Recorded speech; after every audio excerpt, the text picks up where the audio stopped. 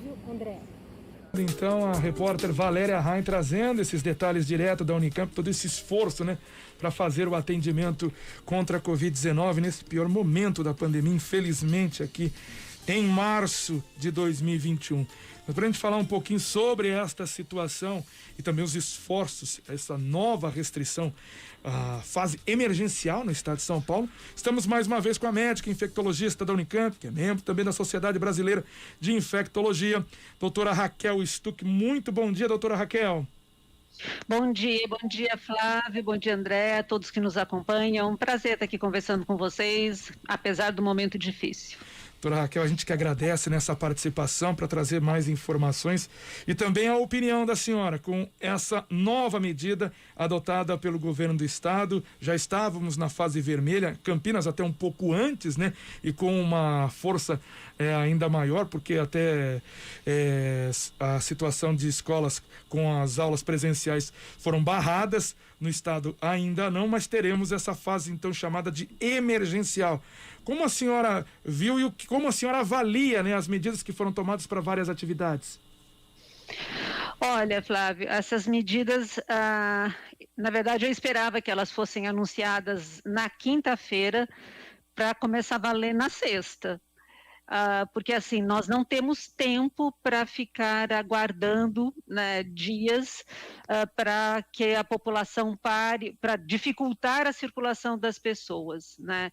Então, essas medidas realmente era o que tem para ser feito, já que a gente não conseguiu uma adesão, né, aumentando taxa de isolamento com as restrições anteriores, né, feitas tanto no município quanto no estado. Então, realmente necessário mais rigor e mais restrição de circulação das pessoas.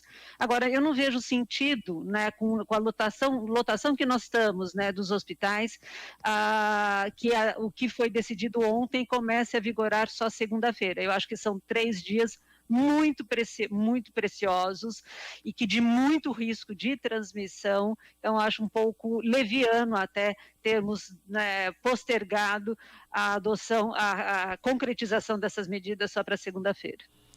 Doutora Raquel Stuck, muito bom dia, é o André aqui, prazer em tê-la aqui no CBN Campinas. Há praticamente um ano, né, a gente conversa com a senhora em várias ocasiões tratando desse assunto. De lá para cá algumas coisas mudaram, dentre elas agora esse surgimento das variantes.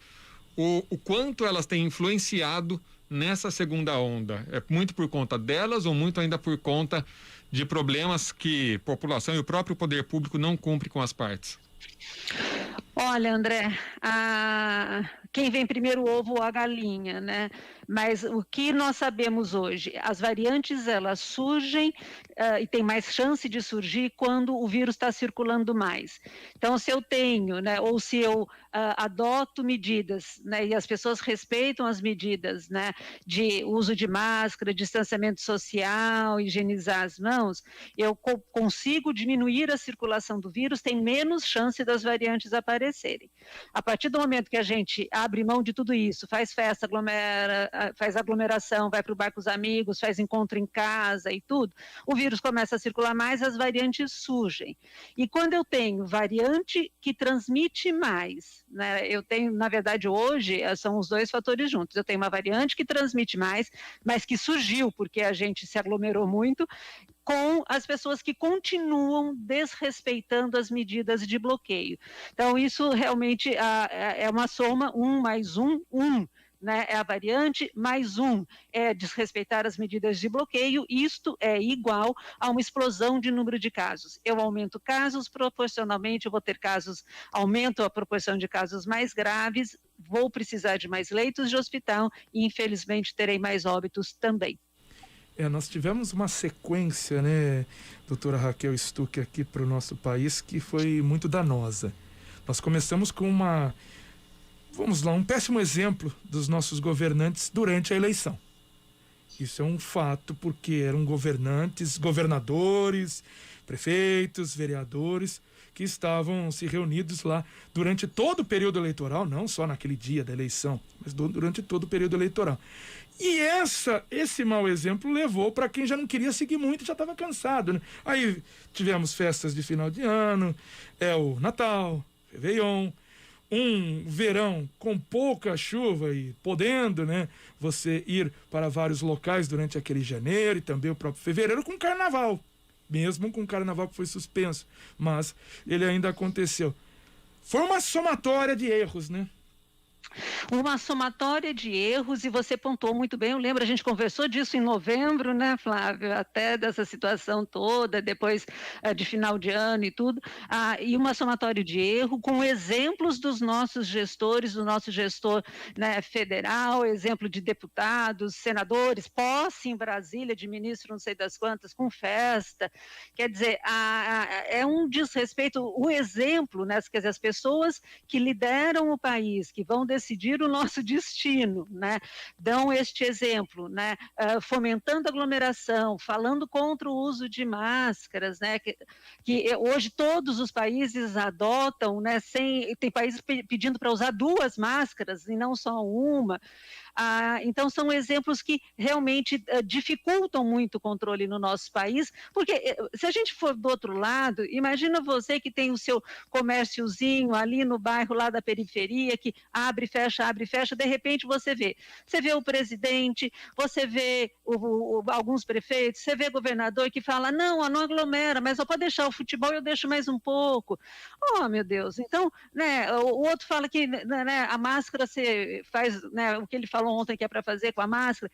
Então, se você está lá numa situação difícil, e do outro lado você tem, né, a gente, vocês da imprensa, né, que também tem esse papel importantíssimo, falando, olha, não saia, está difícil, olha os números, mais de 2.000 mortos de novo. E a pessoa fica, bom, mas quem que está certo? Não é? E talvez ele possa pender realmente para as autoridades que dirigem o país. Né? E acaba abrindo mão. Então, é um desserviço, né, muito grande, muito grande. Eu acho que todos esses gestores devem ser responsabilizados pela atitude leviana, irresponsável, né, quase que de uma forma até homicida aí, em relação à população, na medida que eles vão tudo. Todas as falas e todas as atitudes são contrárias ao que é necessário neste momento, uma vez que nós estamos a passos lentíssimos em relação à vacinação. Doutora Raquel, a Anvisa, a gente acabou de trazer aqui no programa, falando que a Anvisa acabou de autorizar o uso do Remdesivir contra a Covid-19. A senhora é membro, né, da Sociedade Brasileira de Infectologia, a Anvisa, que havia autorizado em meados do ano passado os estudos clínicos com este medicamento. Para a senhora, como que a senhora vê essa autorização desse medicamento? Flávio, ele é um medicamento que tem uma indicação muito restrita, né? Ele é para pacientes que estão internados, já necessitando de suplementação de oxigênio. E o momento ideal seria aquele paciente um pouco antes dele precisar ir para o respirador. Então, é um paciente que já com uma gravidade maior, e os estudos, né, mesmo o FDA, quando aprovou nos Estados Unidos, aprovou porque ele mostrou uma melhora da sobrevida em 4%, né? Então, ele não é assim a bola de prata. É uma medicação que pode auxiliar, mas em situações muito especiais. Mas ele não é uma medicação que salvadora com 100% de chance de melhora dos pacientes. Então, é bom termos mais uma droga para ajudar os nossos pacientes, mas ele não é assim, né? Ele não é aquela água benta que ressuscita, não. E doutora Raquel Stuck, ainda falando sobre a fase emergencial, uma situação mais restrita neste momento em todo o estado de São Paulo, mas é um momento em que se adota uma restrição, mas existe ao menos, não assim a solução, mas existe sim uma luz no final do túnel, que é essa vacinação. Então a gente tem essa perspectiva mais diferente do que era no ano passado, né? Apesar da vacinação estar a conta-gotas, bem lentamente, mas existe sim agora uma luz no final do túnel. Então não é uma situação tão desesperadora como no ano passado, estou falando da situação de restrição, não da situação de números. Essa sim é o pior momento da pandemia.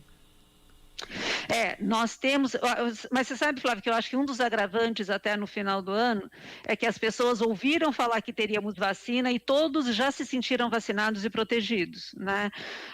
Vai ter vacina logo, logo. E assim, mesmo, né, assim, a gente tem uma luz no final do túnel, eu acho que eu concordo com você nisso, mas um túnel que está bem distante ainda pela vagarosidade na aquisição de vacinas. Eu espero agora que os prefeitos e governadores consigam ser mais ágeis, né, do ponto de vista de operacionalizar a vacinação nos estados e municípios.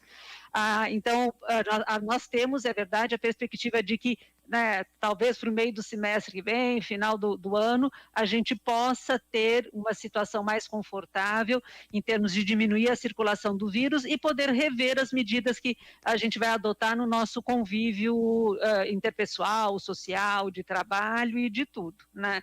Mas isso só vai acontecer, né, alguma revisão do que a gente vai poder fazer quando nós tivermos provavelmente 70% da população vacinada ou um pouco mais que isso. Até lá, todas as medidas de bloqueio devem ser seguidas para os não vacinados e para os vacinados também. Doutora Raquel Stuck, médica infectologista da Unicamp, queria agradecer novamente a participação da senhora aqui no CBN Campinas, essa gentileza de atender a CBN. Flávio, eu agradeço, mas só mais um recado. Não adianta o governo colocar a fase roxa se as pessoas insistirem em fazer aglomerações nos seus condomínios, nas suas casas, nas suas residências. Não é para ter contato com ninguém fora do seu grupo, núcleo de convívio diário. A situação está gravíssima, não tem fiscalização para todo mundo ir de casa em casa ver quem está se reunindo ou não. Então eu peço, né, que a responsabilidade de todos, a consciência para a gente poder controlar essa pandemia. Agora depende de cada um de nós. Ok, muito obrigado pelo alerta. Conversamos mais uma vez aqui no